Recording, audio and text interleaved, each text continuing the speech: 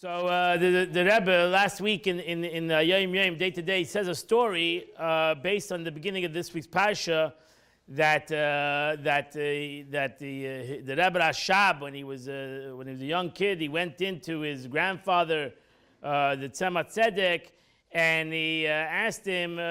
He cried. He was crying, and he said, "Why are you crying?" He said, "Because in Cheder, that God revealed himself to Abraham. Vayar Hashem el Avram. God revealed himself to Abraham. So why doesn't he reveal himself to us?" And the Tzemach Tzedek, his grandfather, answered him. He said, of a Yid, of a Jew, to 99 years old, does a circumcision. A Yid at Tzaddik, 99 years old, does circumcise himself. He deserves God to reveal himself to him. So that was the answer that he gave. The Rebbe says, that's a nice, the Tzemach Tzedek was not saying a joke. He was giving his grandson that was going to be a future Lubavitcher Rebbe himself, a future leader himself. He was giving him more than just a nice word, a nice push-off answer that a Jew, an old man, 99 years old, circumcise himself, he deserves God. Not all 99-year-olds should try this out because it's not going to work. So don't try it at home. So as they say, so the Rebbe, the Tzemach Tzedek, was giving him a serious answer. He was giving him a serious answer. And the answer that the Rebbe says, the answer that Tzemach Tzedek was giving him was that a Jew 99, a tzaddik, we're not talking about a Jew, a simple person.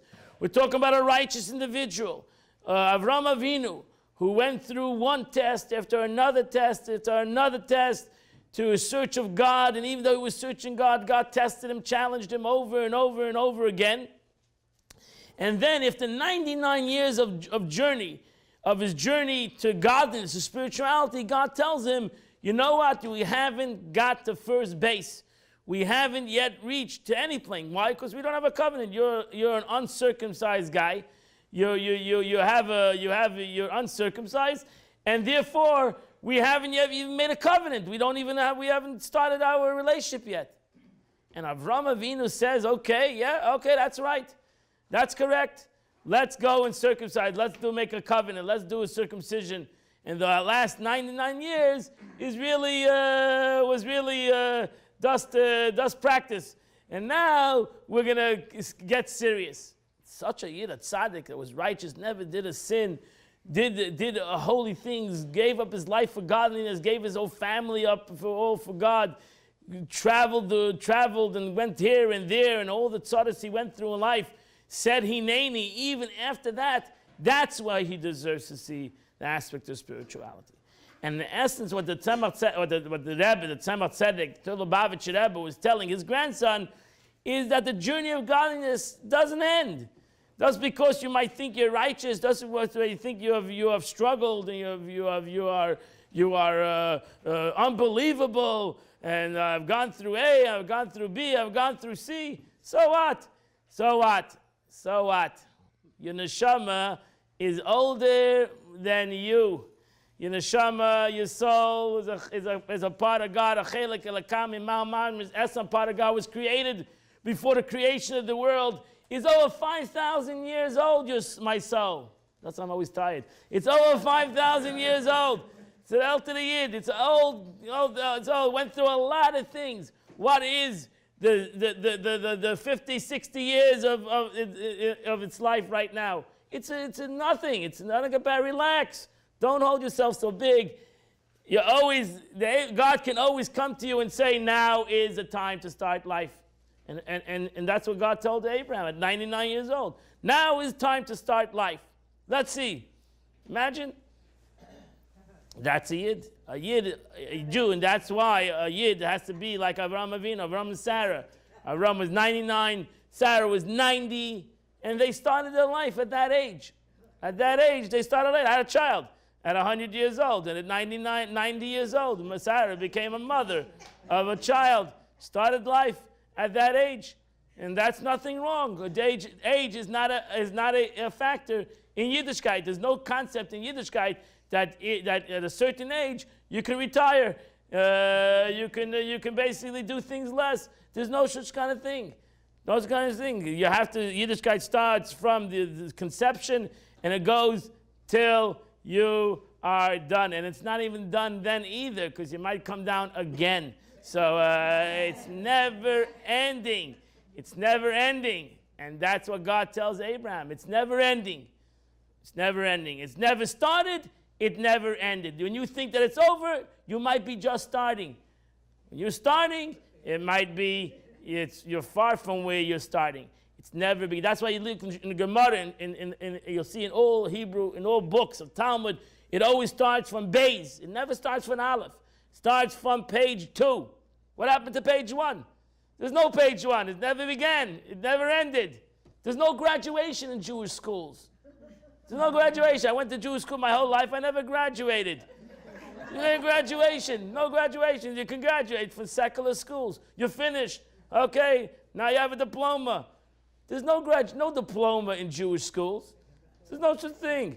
You don't have a diploma from the high school. You don't have a diploma from the elementary. You don't have a diploma from college. You don't have any diplomas. You go on, and that's it. Life goes on. Learning goes on, and never ends. Yiddishkeit never ends. It began when you were created, and it ends. It never ends, as I say. Why did Hashem take 13 years to wait and have Sarah be so unhappy for 13 years before she had... Talk to God. What do you want from my life? What am I? Became God's attorney or something?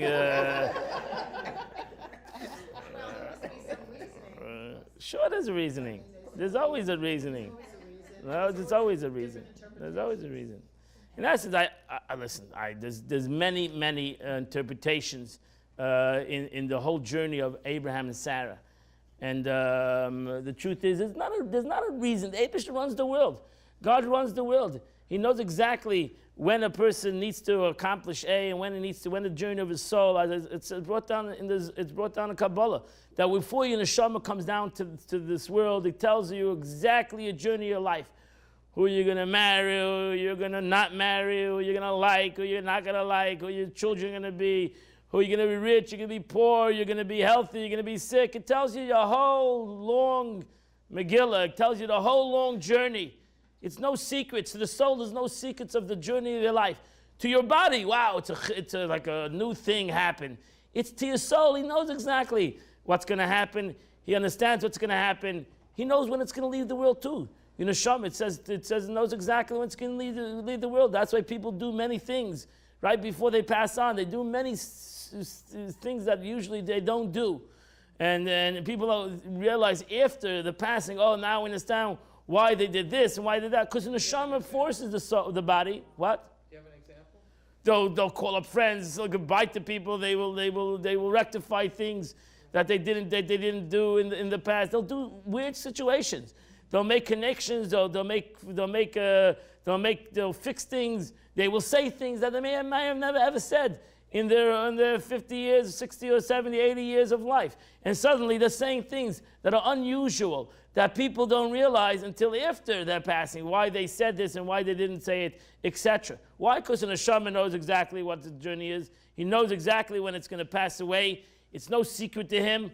It might be a surprise to the body. It's not a surprise to the soul. Even though the soul does not want to leave the body. And that's why the expression, it's against the will of the soul to come to life, and it's against his will when he's going to pass on. He doesn't decide that. He doesn't decide that. Today I have actually 2 funerals, a funeral of a 2-month-old child and a funeral of an elderly woman. So you understand the ways of HaKadosh Baruch Hu. You can understand the ways of God. That why the neshama comes down for 2 months or comes down for 80 years. Well, what do we understand? We have no comprehension in that. We don't have an understanding in that. It's not in our understanding. Our understanding is to try to figure out the journey of the soul, not when the soul has come or when it's going to leave. That is, as the Gemara openly says, that the keys of life and death in the hand of HaKadosh Baruch Hu. It's in the hand of God. As we say, you said in Rosh Hashanah, but Rosh Hashanah, it's established on Rosh Hashanah, mi yichyu, mi yamas. That's not in my, it's not in my power. I can try, I can beg, I can do whatever. It's not in my power to make that decision of life and the opposite of life. That's biyad Hashem. The question is, how do I live my life? And that's more important. That's what we have to figure out. You don't have to be afraid or be worried about life or death. You have to learn how to live your life. That's what we should be worried about. Not worried about are we gonna live the extra 10 years or 20 years or a month? That's not in our control if you're gonna do or not. Yeah. If Sarah would have been happy and had a child earlier, she never would have given permission for Abraham to have a child with the handmaiden, and we would have been saved from the Islamic Revolution. Oh, you think God Pasha couldn't figure out the Islamic Revolution another way? He only had to figure out this way. That's also another question. Why did everything? The Eibishter runs the world. He has his reasons. And my thought, you find the three major powers of Judaism, Christianity, and Muslim all come from Avraham Avinu, and Avram, Yitzhak, Yaakov, Esav is Rome, and Ishmael is that, and they all come from these. Why did the Abish do that? Why did God do that? Why did they all come from the Jewish people? Why couldn't they come from somebody else? Why did they have to come from the Jewish people? And the answer is the Rambam gives the answer. Because the Rambam says that Mashiach comes, the Messiah comes, the nations of the world are going to see the truth very easily.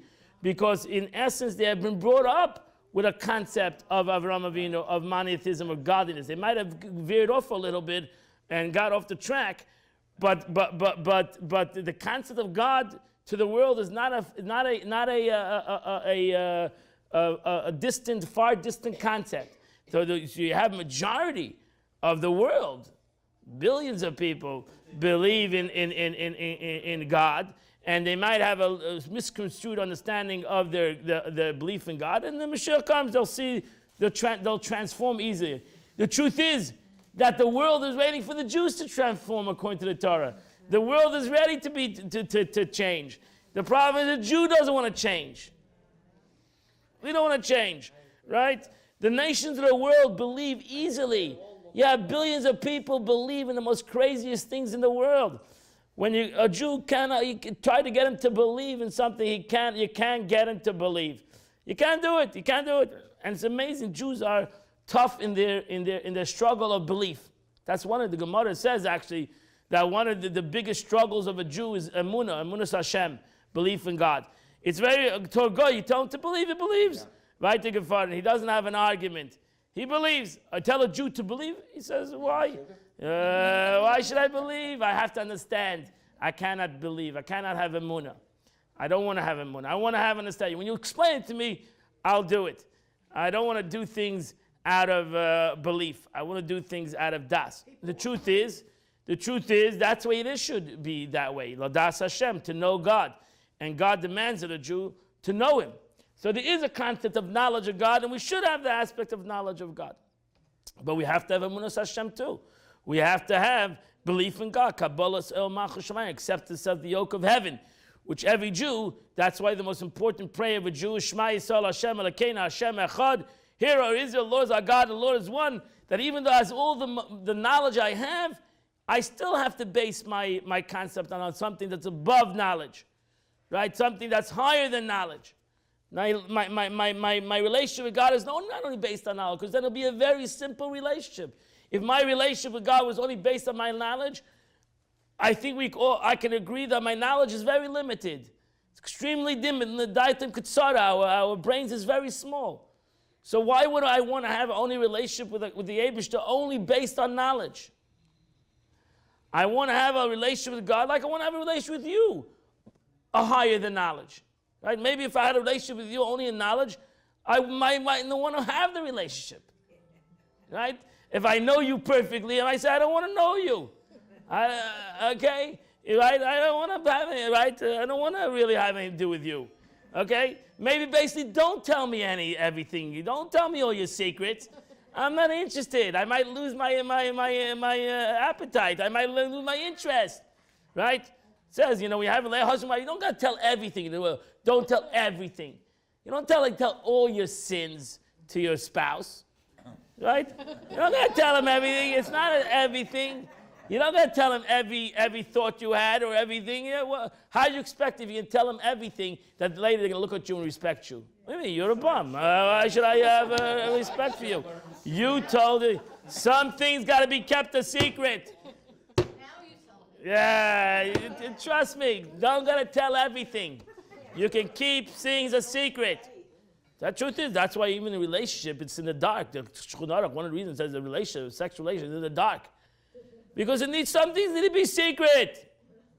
Not everything has to be public knowledge. Tell that to Facebook. Yeah. No, that is the problem with Facebook. Not everything has to be a public knowledge. There's a concept of sneers. There's a concept of modesty. There's a concept of shtika. Siag lachachma shtika, the Mishnah says. You want to protect your wisdom, be quiet. You don't got to say everything. Not everything has to be said. No, it's dangerous. It's not everything. The Eibusher also needs to be soide HaTorah, the hidden aspects of the Torah. Not everything is revealed. It's not everything needs to be revealed. You need to search. If you have everything revealed, there's nothing to search for. And human beings love the concept of search. We love it. So that's why it was a great tzaddik, the Kotzker Rebbe said, a God that I know is a God I don't want. That's why Google's so popular. Yeah, you don't need a rabbi, you have Google. And it's true. You can find everything out from Google today. That's why you shouldn't show your dirty wash. That's an old saying. Right.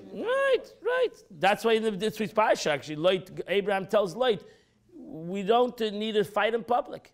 So we know we don't like each other. So therefore, why does the whole world need to know that we don't like each other? So go on, move away. There's a big enough world. And we don't have to hang out dirty laundry in public. And Abraham tells him, public, go move on. We don't need to fight in front of everybody. We have difference of opinions. We have different way of life.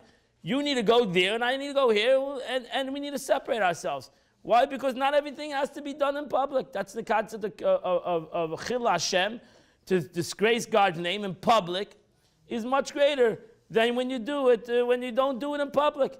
And that's a True with Jewish people. Yeah. That all these different Jews should not fight in front of other people. 100%. And that's the sad thing of things, that we have to do it in public. Everything has to be out there in public. So you have to keep it a secret. There's a lot of secrets should be kept and should not be told. You know, the Gemara says if you confess to others, it's ego. Confess is only to the Eibusher. Confessing to others, another human being, is an egotistical statement. Why you say, I'm not good, I have to work on myself, I'm doing tshuva, I'm repenting, whatever you might feel. Why would you tell it to somebody else? Why would a person tell his sins to another person? Confessing to God, not to others, unless you hurt somebody else. So then you have to confess to that person. But to get up in public and say, to go to the rabbi and tell him your sins, that's not a Jewish concept. That's not a Jewish aspect. You shouldn't do that. Nobody should know your sins. Everybody knows your sins. You know your sins. God knows your sins. Confess to Him, and that's it. And work it out between you and God. Work it out. Work it out. Remember where it's from AA, from the 12 steps. What? You're supposed to tell one person your sins. No, not according to Torah. Yeah. Tell nobody. The one entity is God. Tell God. I'm mixing it up. It says, actually, you don't have to tell you. It says, the Gemara says that there's two entities that know a man, and that is God and his wife. So as much as you think you can hide from your wife, she knows, probably, you're Avedis. So she knows it already. I think another reason is people are too judgmental. You reveal something, they judge you. 100%. Yeah. People respect other people to respect them after they reveal their sins. How are you supposed to respect you? Right? You did a big sin, and now I respect you. Well, you're not a good person. What do you mean? Why should I respect you anymore? So you cannot expect any people not to judgmental after you tell them your big sins. Okay, it's very difficult to not to look at another person in the right way after he has, said he's done a terrible sin. But the guy says, I'm a ganef. Okay, now who wants to do business with me? Oh, you're being judgmental. It's not right. Not right. I am tired to tell you I'm a ganef, and now you should do business with me because you have to be non-judgmental. Right? Why would you not do business with me? What? Right? I'm a ganef. So now do business together, right? That's like the story of the scorpion who he needs to get across the river, and he gets on he asks the duck to take him over the river. The duck says, "You're crazy. You're gonna sting me." He says, "I'm not gonna sting you. I need to get over the river." So he said, "You sure?" He said, "I promise you, I'm not gonna sting you." So the scorpion gets on the duck, and they're going over the river. The duck is shivering. He's nervous. The scorpion is gonna scream, and right before it gets to the thing, it stings him, and they're both going down. The duck says to the scorpion, "What, are you kidding me? What, are you crazy? We're going down." He says, "What should I do? I'm a scorpion. What should I do? I couldn't control myself. A scorpion, I'm a scorpion. What should I do?" So that's the same thing. You don't got to get stung twice. You don't got to be a chacham to get hurt, right? So that's why it's a lashon hara in a way. Not only a person, lashon hara is not only on a person not to say negative about himself. You're not to say negative about another person either, right? You're not to say negative about another person. Forget about him saying negative about himself. You're not to say about another person. If you know something negative about another person, if you tell other people the negativity about that person, you did an aveda. You did a sin of lashon hara, of evil talk, and you have to be careful. So the question I have, there are certain things that need to be revealed. Yeah, okay. So we know that if you're protecting another person, protecting another person. If you're going to protect somebody else, then you have to reveal it. So then that is not considered lashon No, it's not good. That's protecting. considered Right. protecting. Halavai, we only spoke about those things that we're protecting other people about. But we don't. We talk about other people, whether we're protecting anybody or not. We just like to talk negative about other people. And that's human nature. That's human nature. We like to put down other people for whatever reason we have, different reasons why we do that. Is it the Chafetz Chaim, he writes about what is lashon hara? And I think he wrote in there, one of the things that I read, you'll have to correct me if I'm wrong, don't know. is that even talking good things about Right. someone Depends can the be reason. lashon Depends the hara. reason. Depends the reason. That I got Right? confused. If somebody wins the $1.6 billion and everybody's going to find out who he is, and they're going to, oh, that guy won it because he won that, you want to go and go get him. The question is, why are you telling him? So somebody says, if somebody goes and tells, oh, that guy's a rich guy, why are you telling him people about that? Because you want people to be jealous of him, you want people to start looking bad about him, you want people to talk about him. So you're saying something good about the guy's a rich guy, and maybe he is a rich guy. So you're not, but the question is, why are you telling people that he's a rich guy? What's the point? The point is because you want to basically, other people should start talking about him, or other people should start condemning him, or whatever the reason might be, why I'm telling the positive thing about somebody else. I'm talking about like someone is so kind and gentle and giving, even that would be lashon hara. Not always. If you're telling somebody for the concept of good, that here's a beautiful person, we should learn from them, they're Right. kind, they're giving, that's Then nothing that wrong. wouldn't be I have a lashon lashon hara, that's good. You should talk. We should talk about the goods of other people, as long as the attention is not for a negative intention. Or for selfish reasons. Or even, and if the same thing is negative. If I talk to somebody about something negative, protect him.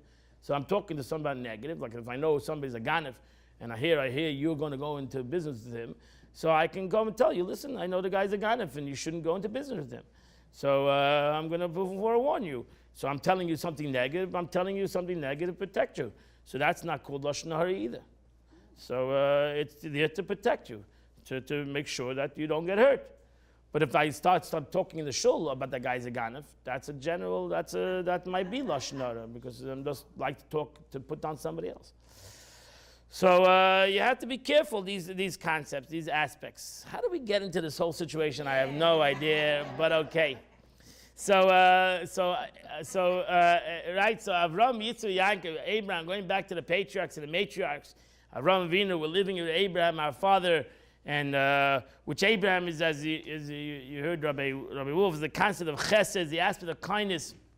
And God calls Abraham Avram Oyavi. God calls Abraham. I love. I love this guy. I love Abraham and Sarah. They are special to me because they have the true aspect of kindness in their life. They understand the kindness in all its levels, whether it's kindness between man and man, and kindness between man and God. Abraham had all those concepts and all the levels of kindness. Abraham had kindness. The Medrash said that kindness complained to God, and he said, "Wow, Abraham has taken away my job." Kindness came to God, so to say, and said, "It's not fair. This Abraham, there's a guy down here that's taken away my job, because even though there's the concept of kindness in the world, humans don't accomplish kindness in all aspects, in all levels of life, and only Abraham had this capability to do kindness." Between man and man, he was an open house. Brought up in the stories of the 8 doors on each side of the house, each side of the thing, and he was giving, he was sharing in spirituality and physicality, all levels of life. And with God, he was hineni, the aspect of giving. Hineni, here I am, no restrictions, no questions, nothing was too big, nothing was too small. Whatever God asked, he did, and he didn't question. It's the opposite. He said, "Thank you. I appreciate the challenge. Give it more. Let's go. Let's keep on going together." And that's the beauty of Abraham. That was and Sarah self-understood, who marched together. But he had a strong sense of other, because when Hashem said he was going to destroy Sodom and Gomorrah, No, that's a chesed. That's a chesed of others. Because the chesed of others. Because the chesed of others. Because he stood up for chesed. Right. Abraham was kind, and he stood up for the aspect of chesed. But he had his limitations. Even Abraham is chesed. That's why the Gemara says that Abraham had his limitations in chesed this week, as he stops by 10 people. He stops. There's only 10 righteous. You should save the city. If there's less than 10, you can destroy the city. And why did Abraham stop by that number? Why did Abraham? Because even chesed has its limitations, and that's why Moshe Rabbeinu goes a step further. Moses goes a step further, and he doesn't care if there's no righteous. He says you cannot destroy the Jewish nation, even if they're all unrighteous. And that's even a higher level of chesed and a higher level of kindness. So Moshe Rabbeinu reached even to a higher level of kindness. Maybe you can clarify for me. I understood that he started with 50, and Hashem said, "Okay," right? When he got to 10, Hashem said, "That's the end." Right. So was it Abraham who stopped at 10, or Abraham stopped at 10. I said. Abraham stopped at 10. So Abraham, in essence, wanted to have that there would be kindness in the 10 different levels of chesed. Because chesed has, Kabbalah says, chesed has 10 different levels in chesed. If you don't have 10 levels of chesed, then you don't have chesed. So Abraham manifests himself in all the levels of the 10 levels of chesed, and the wisdom of chesed, and understanding of chesed, and all the levels of chesed Abraham accomplished. Abraham had one thing, because he couldn't go above himself, Abraham. The greatness of Abraham, that he was a very godly, spiritual entity, but he couldn't go above it because he was never commanded anything. Abraham did everything according to his capability. Moshe Rabbeinu went above his capability. Moshe Rabbeinu reached above. He connected to above his capacity. And that's why Moshe Rabbeinu, there was no concept of, to him, whether all Jews, all people were wicked, the Eibishter doesn't have a right to destroy them. And that's Moshe Rabbeinu. Moshe Rabbeinu reached above that concept, that level. Which the truth is, that's why it says that we as Jews have the capability to be greater than Abraham in a way, because we can reach above we have the commandments, we have the command, we have this relationship that is in a way greater than Avraham Avinu. The problem is that we're so bounded in the physical constraints that it makes it very difficult to get out of ourselves and to be able to reach above ourselves. So Avraham Avinu reached the highest epitome of human being, and in the aspect of chesed, and Yitzchak reached the highest level of his level through the service of Gevura, and Yaakov reached the highest level of uniting chesed and Gevura, these two concepts together, and he reached to the highest level of human capacity to do that. But that's not the Torah. The Torah was not yet given yet.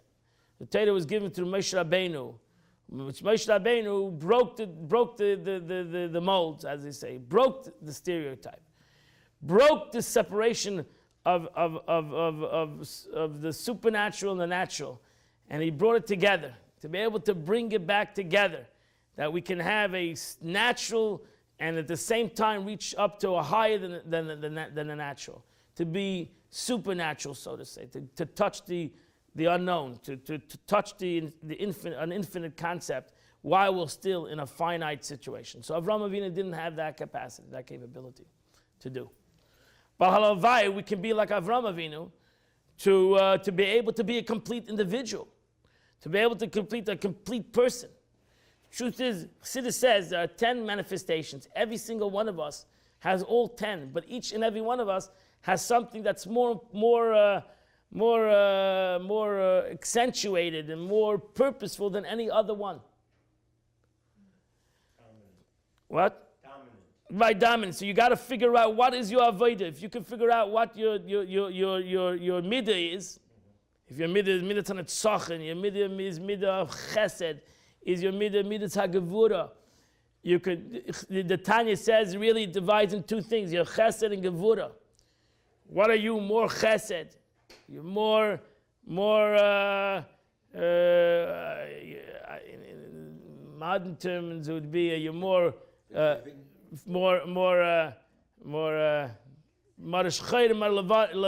you more optimist, more pessimist? Away from the language of the United States.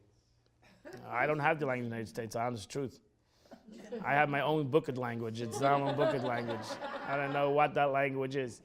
So yesterday I learned that the English, no wonder I don't like English, because it's a bastard language, he said. It's not a real language. It's a fake language. So why should I want to be English? I'm not saying about English. We talk in Hebrew, in Lashon Kodesh. It's a holy language.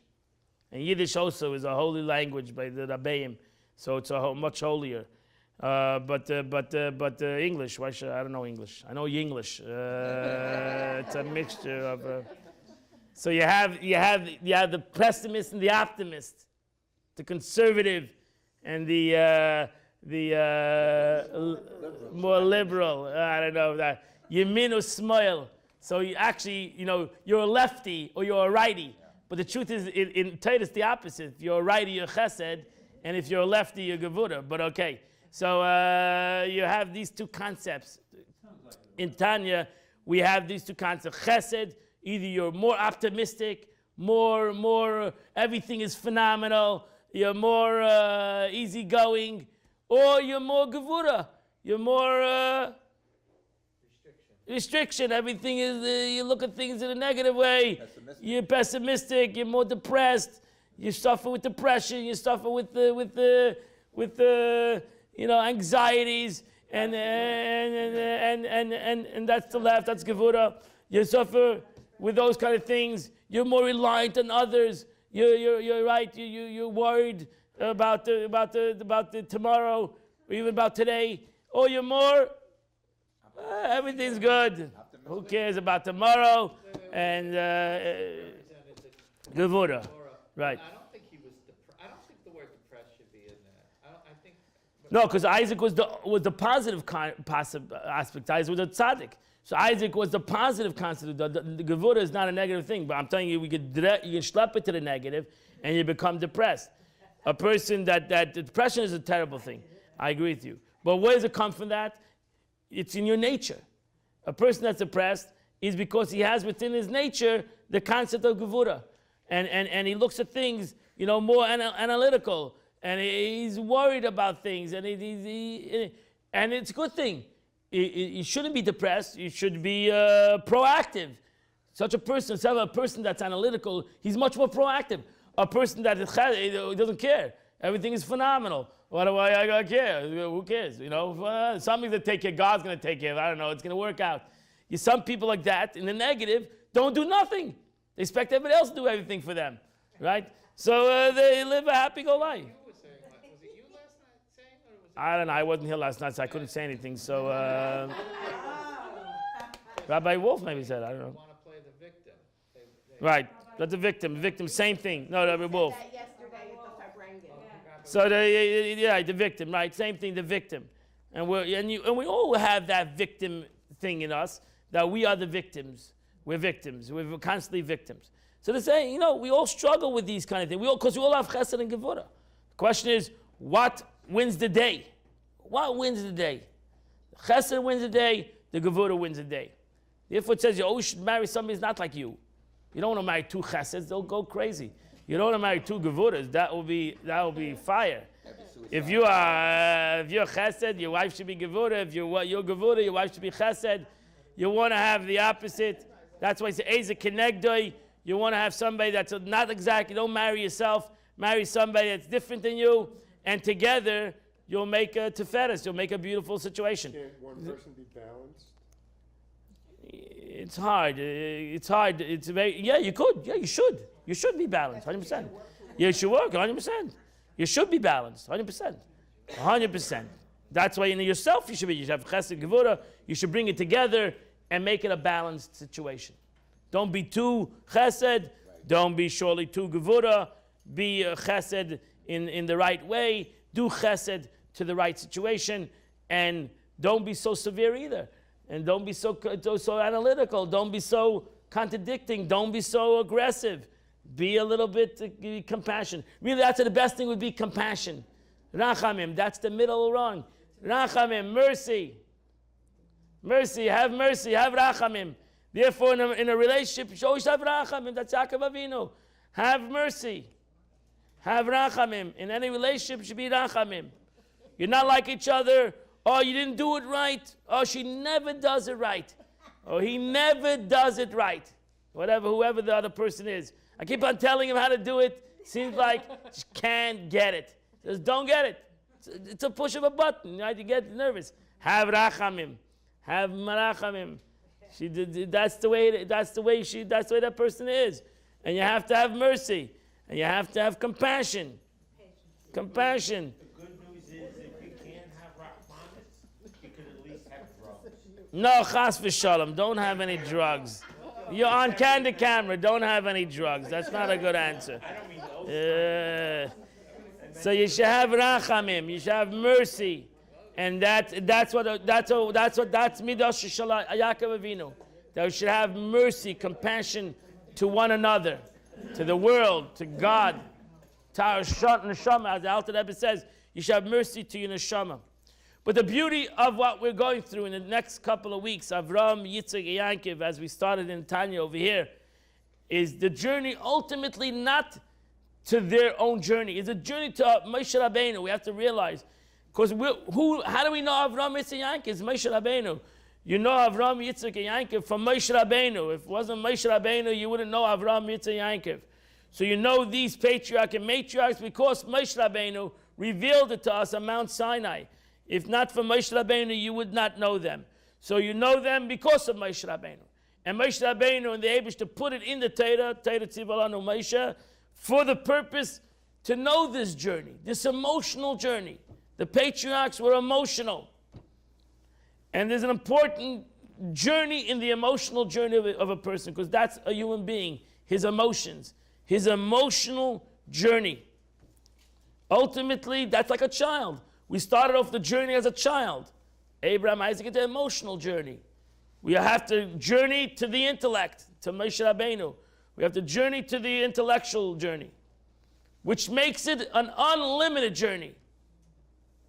The emotions has its limitation. The intellectual has an unlimitation. That's Moshe Rabbeinu. That's when the Torah became unlimited. That's when God became unlimited in the world. When we reach up to the level of Moshe Rabbeinu, that's when it becomes an unlimited kind of concept. And the truth is, that is where we have to learn. The book of Bereshis, and as we go into the book of Shemais, It's all an emotional journey. As you see itself, it's all an emotional journey.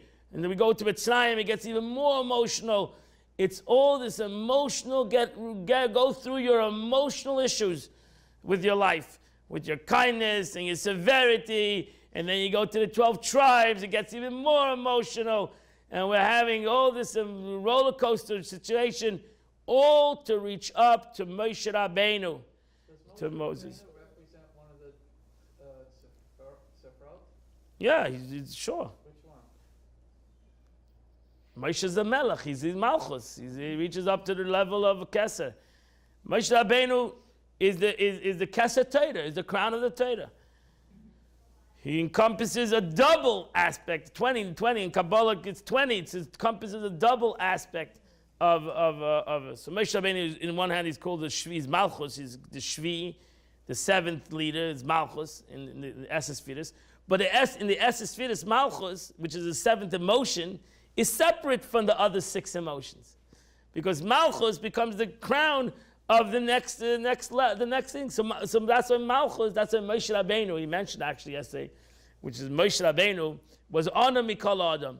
Moshe Rabbeinu was the last of the leaders from Avram Avinu. Avram Avinu was the first leader, was the first one to reveal God to the world. He was the beginning. Moshe Rabbeinu was the last. So in a way, you're the last. You're the seventh. You're the last. You're lower. So, but actually, Kol Hashvi Chavivim. The seventh is Malchus. Malchus acquires everything that the previous six other midas have and seichel, and it actually develops it for the next level, and it becomes the crown of the next level. And why? Because Malchus in Kabbalah is less lo migamaklum. Malchus has nothing. Malchus is Moshe Rabbeinu, is bittul anava. He has total humility. So that's the beauty. He's a melech. He has the total opposites, which in the world it's not comprehensible. That how can you be a melech and bottle? How can you be a king? It's good to be king, and at the same moment be a nava, be a total humble individual. In the secular world that doesn't go, but in Torah it works perfectly. That's the ultimate melech. The ultimate melech is a person that has bittul HaKadosh Baruch Hu, is totally nullified to God, and it has the ultimate of anava. He was that Moshe Rabbeinu. God says, there's no honor of Yisrael like Moshe Rabbeinu. There was no honor like in the Jewish people like Moshe Rabbeinu. So Moshe Rabbeinu had anava even higher than Avraham Avinu. That Avraham Avinu said, "Anechi offer ve'efer." That's where you have the beginning and the end. They come together in a way. Avraham Avinu coined the statement, "I'm dust. I'm nothing." Moshe Rabbeinu didn't say he's nothing. He never said that. Moshe Rabbeinu didn't say, "I'm nothing." Avraham Avinu said, "I'm nothing." Moshe Rabbeinu doesn't say, "I'm nothing," because that's not anova. That's not humility, saying you're nothing. That's not anova. What's another? Humility. Humility doesn't say I'm nothing. Humility says I am something. Humble person. I'm not a humble person. Is an honor. I'm not a nothing. I am something, but it's not mine. It's a gift from HaKadosh Baruch Hu. It's given to me by God. So Avraham Avinu couldn't reach up to that level. Avraham Avinu could reach up to the level I'm nothing. Halavai, we could say that too. I'm nothing, but that's not the avodah, because that's emotional. I'm nothing. That's easy. I'm nothing. No. Intellectually, you have to come to the concept that you're something. The question is, why am I something? Am I something because I made myself a something? Or I'm something because God made me a something. And that's the anova of Moshe Rabbeinu. That you have to come intellectually too, not emotionally. Did Moshe say he was like the dust? No. Moshe Rabbeinu doesn't say that. Never said that. When Moshe Rabbeinu is challenged, he say, I'm nothing, I'm dust of the earth. I'm not the dust of the earth, I'm Moshe Rabbeinu. I'm Moshe Rabbeinu. I'm the one who gave the Torah to the Eden. I did great miracles. I'm not a nothing. But that was given to me, HaKadosh Baruch Hu. I have humility. I have humility, and that comes to intellect. So you could say you're nothing, and anybody could say they're nothing. I'm nothing. And then somebody pinches you, you'll see how much you're nothing. You're not nothing. It's easy to say I'm nothing until something hurts you, then you become a something. Right? So you are something. It's a big chachma to say I'm nothing. There's a joke, a chassid once came to his friend, he said, you owe me money, $100,000. He said, I'm nothing. I'm nothing. Okay, what do we do now? I'm nothing. There was never money. I'm nothing. So they decided, put him on a table. They wrapped him on the table. They started giving him a little patch. He started screaming. He said, what am I? You're nothing. What are you? How do you feel pain? You're nothing. You're nothing. What do you mean? You're feeling actually somebody hitting you? You're nothing. And I'm nothing. Truth is, Avraham Avinu, when he said he was nothing, Taka felt he was nothing. That's why Avraham Avinu went through a lot of pain in his life. Right? But he said, I'm nothing. I'm nothing. Moshe Rabbeinu, when he saw pain, he said, no. I'm something. You can't give me pain. I am something. So Moshe Rabbeinu in essence said, you can't give me pain. I can't say I'm nothing. I am something. I do feel the pain. I feel the pain of another person. I don't even feel I feel somebody else's pain. Oh, we're nothing. He is something. And you can't give another person pain. He's a sinner. You still can't give him pain. It's not right. Right? Yeah, that's Moshe Rabbeinu. It's not right. You can't give pain to another person. That's not the right thing to do. That's why Moshe Rabbeinu was the ultimate advocate of Am Yisrael, ultimate advocate to the Jewish nation. Why? Because he said you can't give everybody pain. Why are you doing this? Why are you giving them pain? It's not right. Oh, but I have reasons. I'm living in the world. Right? God, Moshe Rabbeinu turns to God and says, I'm living in the world. You have reasons. They're in pain. What is your reasons? Helping people in pain. So the question is, how did the thing in the Torah, I believe it says about stoning? No pain, no gain. We have to have some pain in life. I'm just saying, so there was this. What are you doing? You're asking the punishments of the Torah? Yeah. That's why you're actually, the Tzila Se'eda. We have to fight for life, even if a guy's a murderer. That's the obligation for humanity, to fight for life. Fight for life. You have to always try to save a person, not to give a pain to another person. But the concept about when someone is... Yeah, you have to get rid of evil, so we have to fight for life. You have to have both things. Stoning is very painful. I'm sure it is. Killing someone. So, I mean, how does that go with what you're... I'm not saying there's no pain. There is pain, but we have to fight for life. There's 100% pain. There's no. To elaborate on. He's talking about the punishments of the Torah, stoning, so it's painful. It says stone them to death. It's only that. It's going to be a little painful. You're going to get a couple of hits over there. I'm sure it's going to be a little painful. It's not a... It's not fighting for life. No, we had to fight for life. As a Jew, you have to fight for life. There's a constant stone. The guy did a terrible thing. He killed somebody. You got to stone him. But you got to still fight for life. Why? Because we don't want the pain of another person. We don't want pain in any other person. No person should go through pain. Even if he's the worst person, shouldn't go through pain. No person go through pain. Why should people go through pain? To repent. Why should people go through pain? I don't want people to go through pain in life. That was Moshe Rabbeinu. Nobody should go through any pain in life. They should all do tshuva. They should all repent. They should all be good people. Why should people go through pain? Right? God says to the Jewish people, you have to go through gullus. Yeah, right. He tells Abraham last week, you're gonna go through exile. It's gonna be painful. It says, the Gemara says, God gave Abraham a choice: Gehenim or exile. What do you want from the Jewish people? Gehenim, hell, or exile? So Abraham chose exile. That's why the Gemara says Abraham stands on the Pischei Gehenim. He stands at the doorpost of Gehenim and doesn't let a Jew into Gehenim. Because that's what he chose. Every Jew goes through exile. We all go through exile. And that's what he made a choice last week. Abraham, God gave him the choice. You want to have Gehenna, you want exile. And Abraham chose exile for the Jewish nation. And God said, okay, that's your choice. I'm going to give the Jewish nation exile. They're going to go into Mitzrayim, which is symbolic for all the exiles of the Jewish nation. And therefore, and we are still in exile, and therefore, the Gemara, the Talmud says, Avraham Avinu stands at the door of Gehenna and doesn't let a Jew into Gehenna. Baruch Hashem, it doesn't let a Jew into Gehenna. Because that's the way it works. That's the choice he made.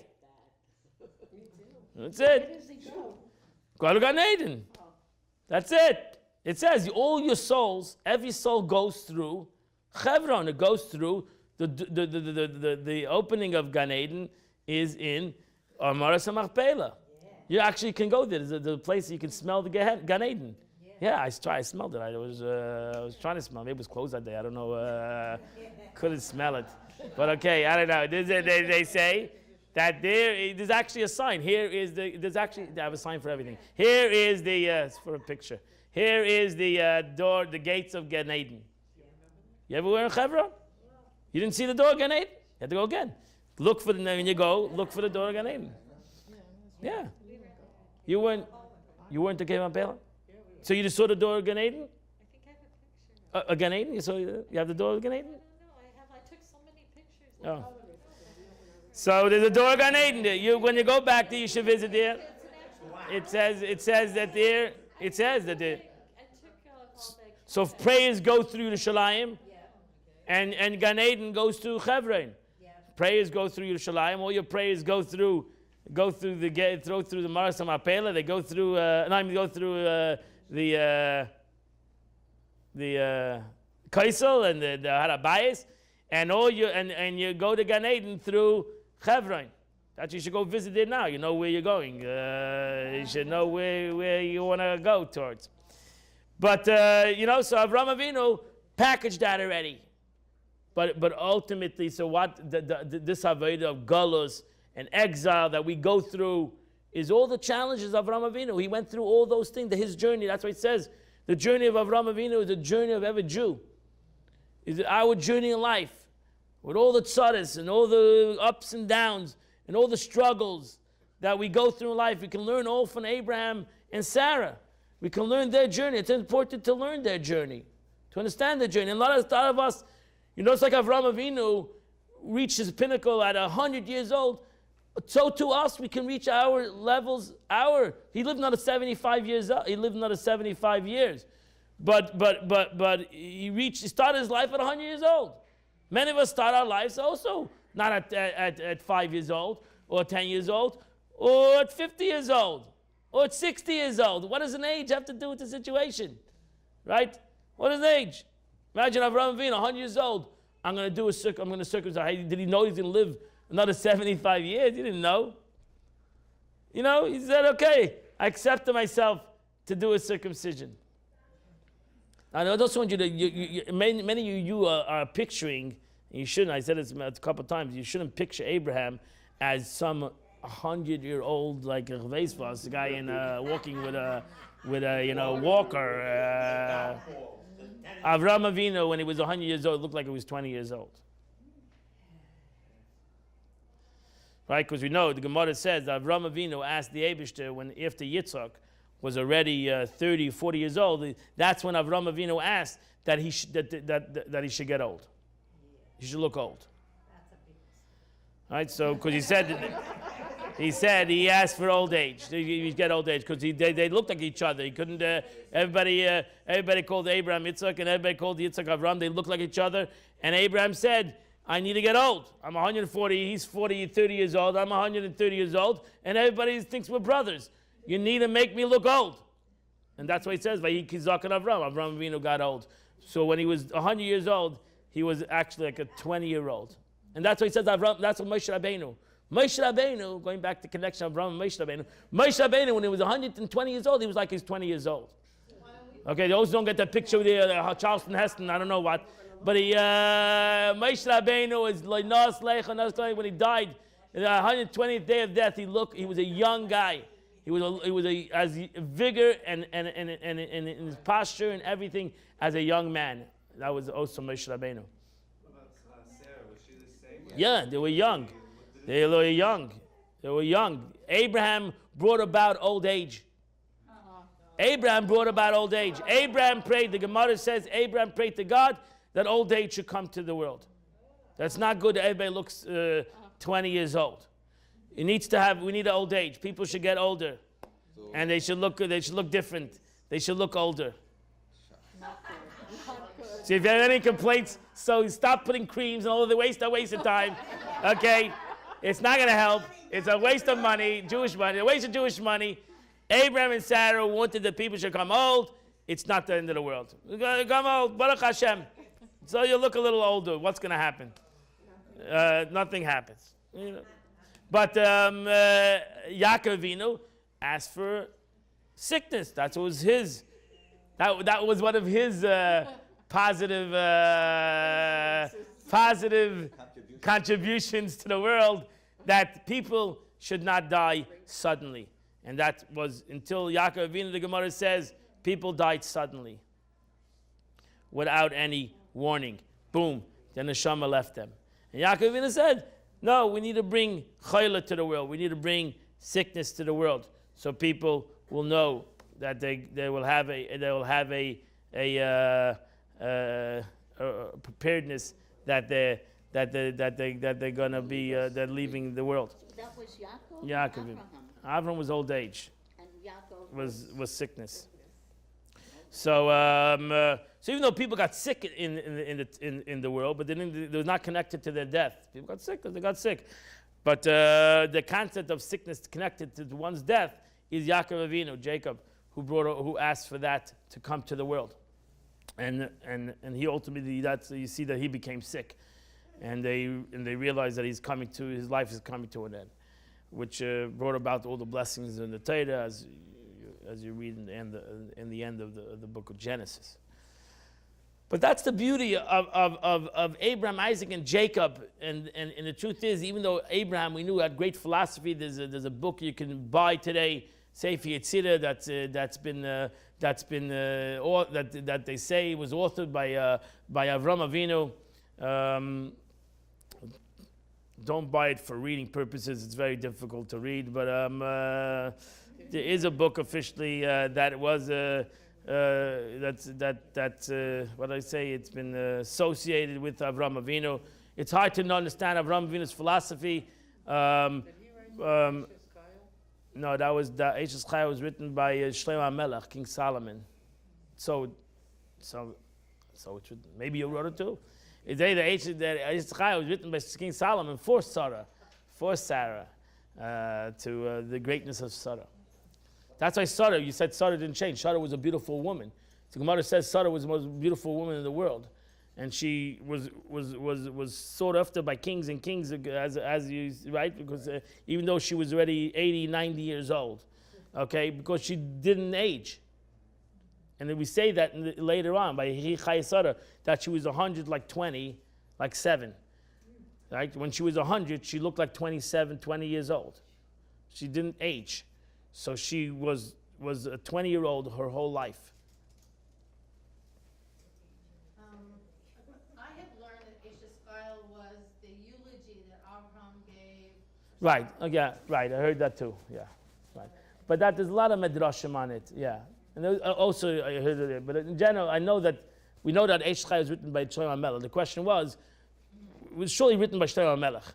The question was, did Shlomo HaMelech write, something that was already there already? Was something that was penned already by Avram Avinu? That's the question. But we know Shlomo HaMelech wrote Eishes Chayil.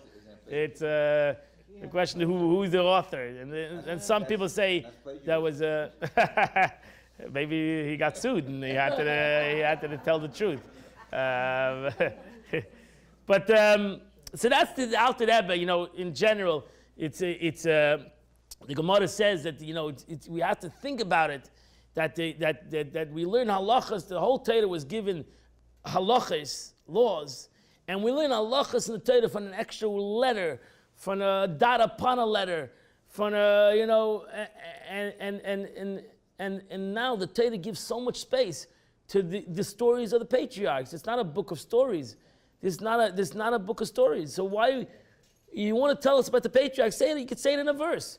You can, and then go buy the Medrash. I say to people, buy the Medrash says. Trust me, whatever the Torah says on the stories of Abraham, Isaac, and Jacob, you learn the Medrash. It opens up a whole different, beautiful world to you. And you learn the Medrash. I mean, you should read the Medrash. And there's Medrash in English.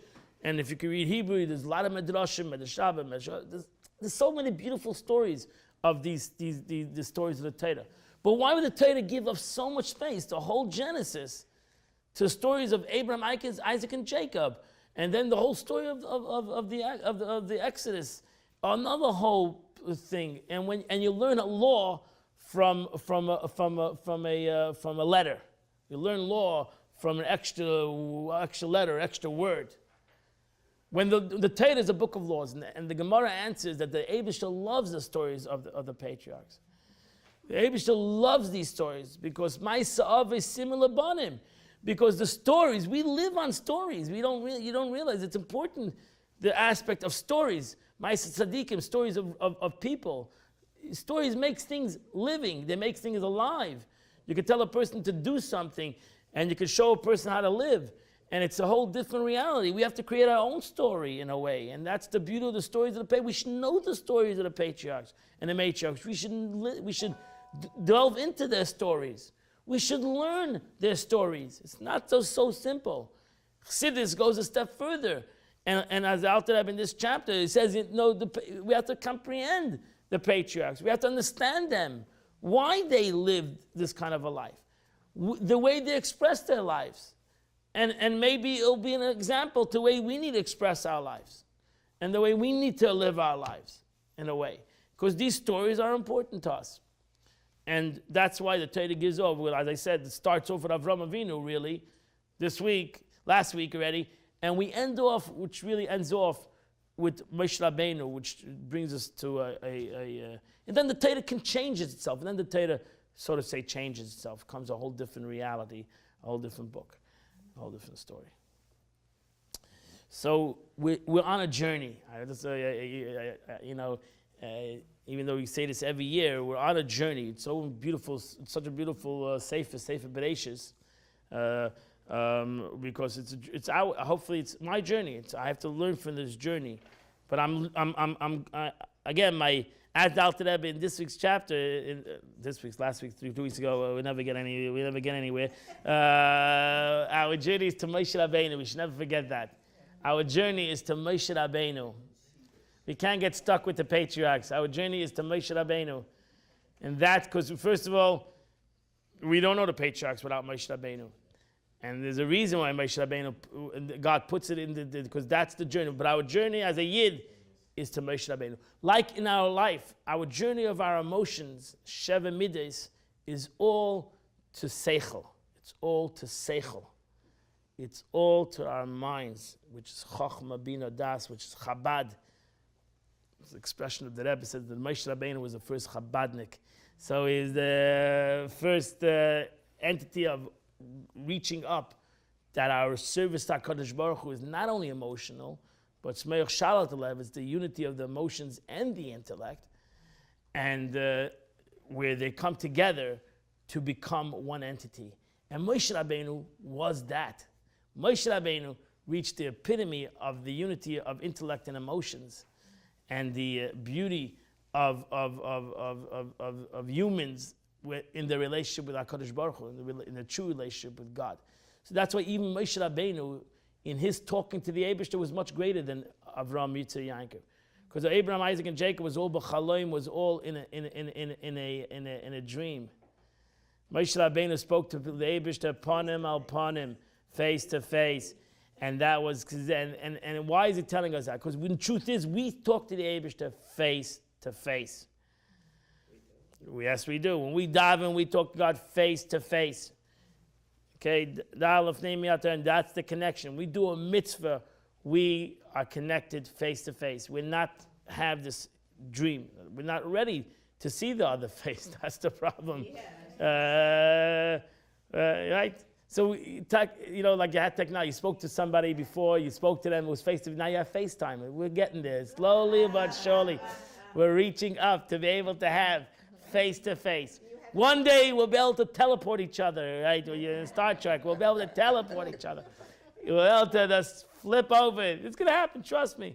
It's going to happen. It's going to happen. Ultimately, you're going to be able to, that's what it says. How are you going to get to when Mashiach comes? Anana Shemaya. We're going to, that's teleporting. We're going to teleport ourselves to Yerushalayim. We're going to boom, right? We're going to beam me up. We're going to beam each other. We'll beam each other. That's it. So, right? Everything that was in the movies ultimately came into reality, right? All these sci-fi situations. It's all happening. It's all going to happen. We'll be able to have that connection, that spiritual, that supernatural kind of a connection, right? Imagine 100 years ago, you told people you can talk on the phone. Oh, these supernatural. Today, it's a yippee-doo. Everybody has a phone. But imagine how you're going to be able to actually talk to somebody in Australia. It's not possible. It's not. Now you imagine even when you got the phone, you still be able to see each other. Today, you can talk to the guy in the day. You can see each other. You can see the expressions, right? You can have a. It's unbelievable. We're getting slowly. We're connecting the world. The world is getting smaller and smaller every day, and we're becoming supernatural. Becoming supernatural. It's coming. We're getting out of break. And it's Arizal says before Mashiach comes, the well springs of knowledge is going to break in the world. And the world's going to change so quickly.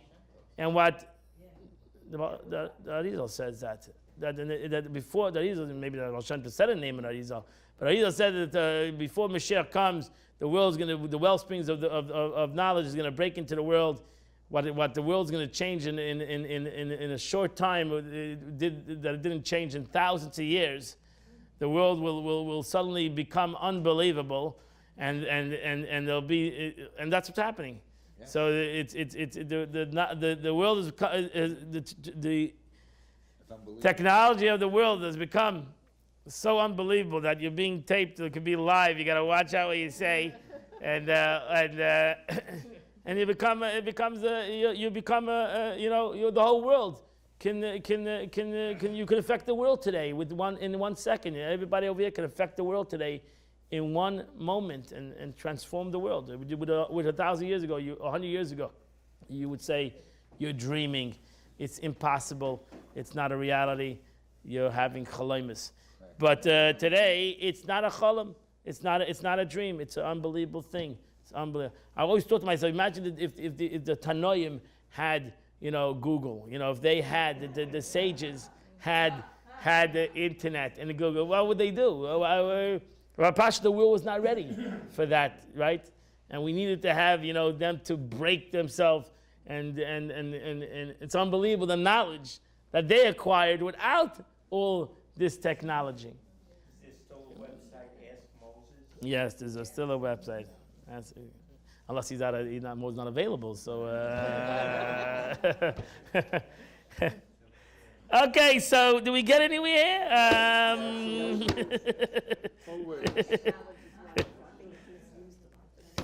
So, I just want to learn a little bit. We got to go to the Tanya a little bit.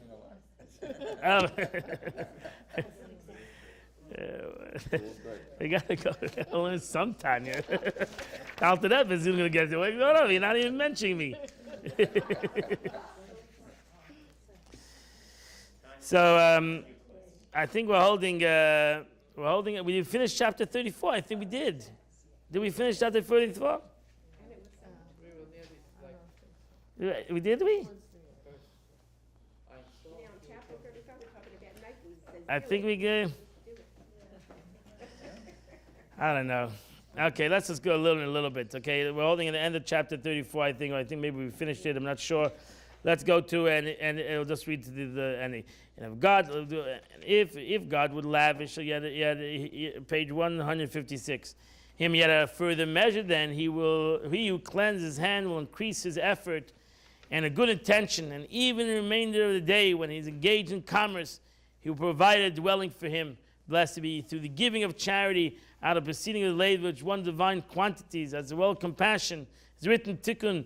The kindness is in the right hand, And even though he distributes no more than a fifth part, this fifth carries the other 4 parts with it up to God to provide a dwelling for him. Blessed be he, as a known rabbinic statement that the commandments of charity is balanced against all the sacrifices. And through the sacrifice of all living creatures, we're elevated to God through the offering of one beast, or plants through the 1/10 of measure of fine meal mingled with oil, and so on.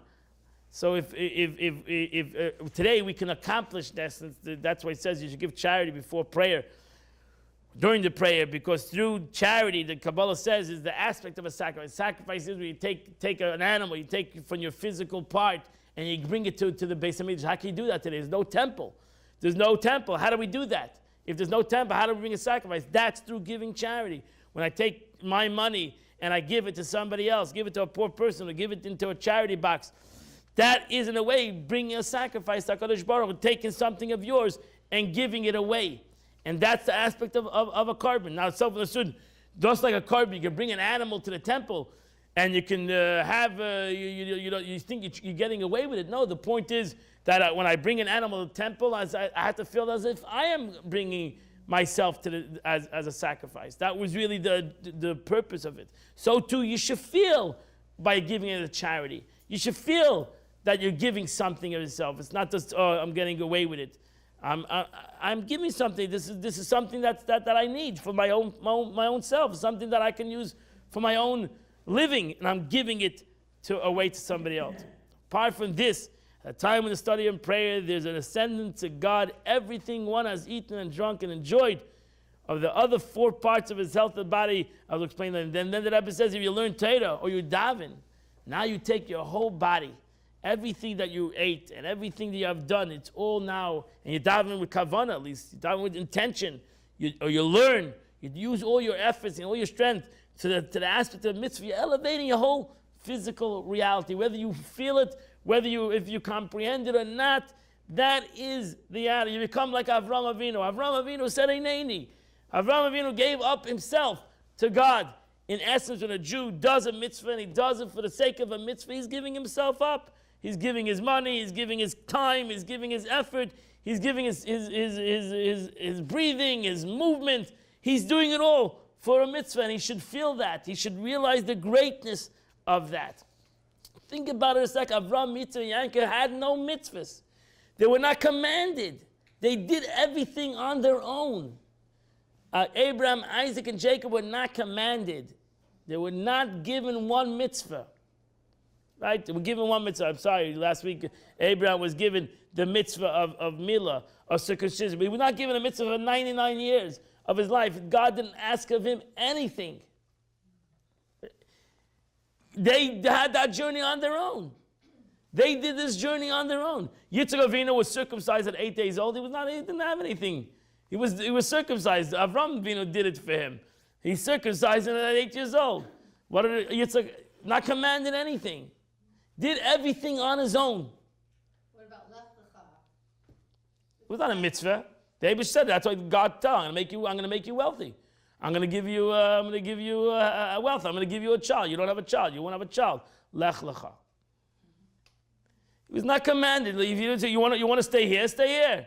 I'm telling you, if you want to have success, Lech Lecha. Go out. Take this journey. I'll give you wealth. I'll give you fame. I'll give you children. So God made a promise to him. Made him a deal. A deal he couldn't, how can he refuse? That's why it says that right after that, he says to Sarah, now I see you're beautiful. Because she was not commanded, he was commanded. She should have told him, have a safe trip. I traveled you enough. Right? I traveled you enough. I've been journeying with you for 70 years. I still look 20. I can go marry a king. Right? Have a safe trip. Call me when you're rich. Right? No. See, he said, right after he said, he goes out and she goes with him. He says, now I see that you're a beautiful woman.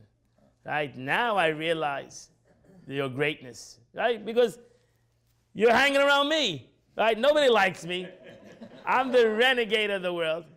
And here I tell you now, God says, we just settled. No, we're going. Where we're going? I don't know. We're going. We're leaving. We're leaving. Yeah, you're leaving. I'm not leaving. I'm staying here. But Sarah says, Hineni. She says, we'll go with you. And it brought her a lot of pain. Right? And now she gets to do Mitzrayim, and she doesn't have an easy life. She doesn't have an easy life. So therefore he tells her, the Eibishter promised me. I made a deal with God. You're doing it because you're higher than me. You're better than me. You're much better than me. You're more beautiful than me. Promise me wealth and fame and children. You're doing it because you want to hang around me. You're doing it l'shem shamayim. You're unbelievable. And that's what the Eibishter says. Kol hashtem u'chasar hashma b'keila. Whatever she tells you, you do, because she's better than you. She is, yeah. The Gemara says she's a greater prophet than you. She's much better than you. She's holier than you. You are great, but she's greater. And Avraham Avinu recognizes that she is greater than him. Are the 7 laws of Noah, the mitzvot, did they understand that concept, or how does that relate to? Very interesting. So the 7 mitzvot were given already before. But if you learn Rambam, the Rambam says when you tell a non-Jew the 7 mitzvot, you have to tell him it was given on Mount Sinai. You have to tell him that it was given on Mount Sinai. You don't tell him that it was given to Noah. Seemingly by, even the 7 laws I know, it was given to us on Mount Sinai by Moshe Rabbeinu.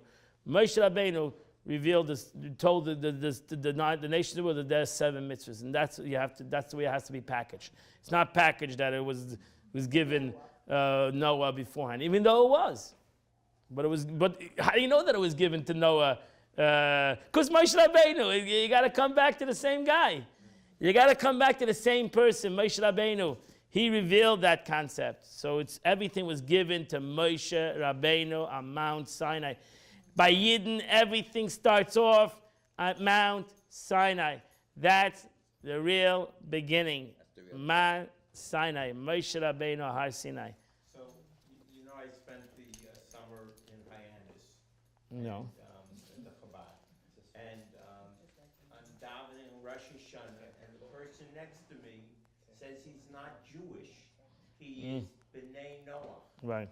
So is there Yeah, there's a full they know. There's a group, yeah. a group? Of Noah, right. Yeah. Noahide laws. There's it's like. Yeah, the Noahide laws. Let's just finish. Yeah. They should. Every non-Jew should follow the Noahide laws. 7 Noahide laws. Never, and he's davening next to me. Beautiful. But he's, There's one he used to come to 770 during the Fabringen. A lot of Noahide. He was handling. Trust me, there's a lot of non-Jews sitting in the shul every Shabbos, right over here in the shul over here. A lot of non-Jews here. I don't know how many, but there's a group. So that's a sin. What? Nashville used to have. Yeah. The non-Jews are easier than the Jews. Let's just finish the chapter. All the above mentioned, particular regarding the diverse joys of the soul, do not preclude a person from considering himself a shameful and loathsome, or from having contrite heart and humble spirit. So don't become, even though I'm telling you, feel good, even though you're a sinner, you're doing a mitzvah, be happy. That's great. But be humble. Don't become arrogant. A Jew should never become arrogant. Should always be humble. The Eibishter gave us God give everything that I've said, that God accepts the tshuva, every mitzvah is unbelievable. That was given, that you made that up, I made that up. That's what Torah says. So it's not a man-made thing. You didn't make it up, it's given to you as a gift. The Torah was given to you as a gift, the tshuva was given to you as a gift, your soul was given to you as a gift, everything was given to you as a gift. So don't become so haughty. Be humble. Realize that this is an unbelievable thing that God has given us, the capability of doing, of rectifying ourselves, of feeling good about ourselves, of overcoming ourselves. This is all a gift. Min hashamayim. It's all a gift from God. Everything, even your nature is a gift from God. Your instincts are a gift from God. It's all a gift. You're given it to it. You didn't acquire anything. So therefore, have humility at the very time of joy. There's nothing wrong having a contrite heart and humility and having joy. Doesn't contradict it. Depression contradicts joy. Sadness contradicts joy. But humility and having a contrite heart doesn't contradict joy. They go together. They work together. Actually, the more humble I am, the more joy I have. Because I realize that everything I have is a gift. So wow, I've been given so many gifts. I'm happy. I've been given so many qualities. Baruch Hashem. But I've been given it. So don't be such a knacker if you've been given it. Be humble. Don't hurt anybody for your gifts. Don't hurt anybody else because you're talented in a certain kind of a way. You got to use it to help people. Right? Be humble. Use it out to help people. You surely don't use it out to hurt people. And so on. Is occasional by the aspect of the body and the animal soul. While his joy comes from the aspect of the divine soul and the spark of the godliness. So that's the problem. If you're looking for joy, the physical joy, then that problem, two physical things cannot have the same joy. And it's very difficult. Right? Everybody wants to win the lottery. Yeah. Everybody. Everybody's going to buy a ticket. And everybody's going to have a dream to win the lottery. And everybody's going to feel bad when they lose the lottery. Right? Everybody. Nobody's going to say, Baruch Hashem, Yanka won the lottery. No. Everybody's saying, why didn't I win the lottery? Does God doesn't like me? Right? Does God doesn't like me? Doesn't like me? He doesn't like me? No. God doesn't like me? He doesn't say I need the money? No, God doesn't like me? No, you say God's will. No, I don't want to. I'd be happy. You should be happy with somebody else's success. If Yanka wins the lottery or somebody else wins, Baruch Hashem. Baruch Hashem.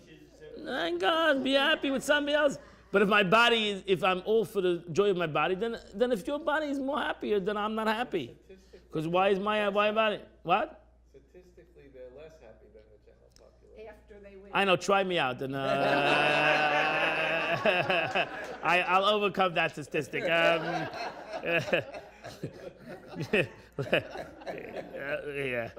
That everybody who loses the lottery says that statistic. When you lose, he's gonna be miserable. He's gonna, no question about it. Thank God I didn't win it. Thank God. Terrible. Why would I want this misery? So why'd you buy the ticket? No, I was gonna give it away. Like people say, rich people are miserable. Yeah, sure. All the schnotters are saying rich people are miserable. You meet rich people, they're very happy. No, the poor people say rich people are miserable. And, money doesn't make people happy. All these expressions.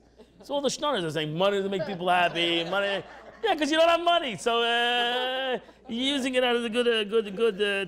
Okay, next. Take that off the video. Edit. This needs to be edited. Okay, yeah. So therefore, don't think. My father would told me. He said, he told me before I came. He said, don't have expectations. You'll be a happier person. Don't have expectations. The Gemara says that when you pray, don't have expectations. You're praying for this, and now what happens doesn't work. What happens if the answer is no? What happens if, no, we have these expectations. And then we have heartaches. Therefore, when we pray for the sickness of everybody. That the God should heal me between all those. And I'm sure God does heal some people out there. Maybe I'm not ready for that. Maybe I don't deserve it. I don't know. But if I say, you cannot pray for that. It's dangerous to pray for that. The Gemara says, never pray to marry that woman.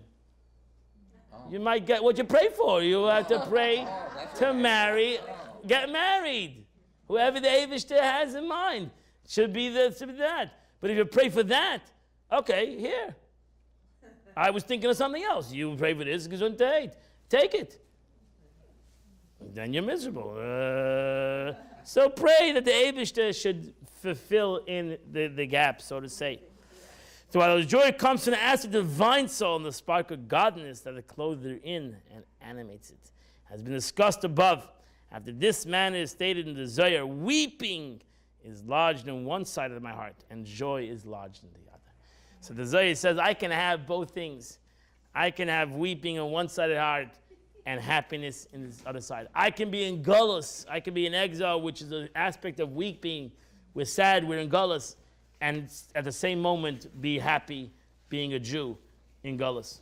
And that's the babe, that's we can have both things as long as we're humble. We cannot have both things if we're ego-centered. We can have both. If we're humble, we have the capability of uniting both these concepts together. Have a beautiful day, a happy day.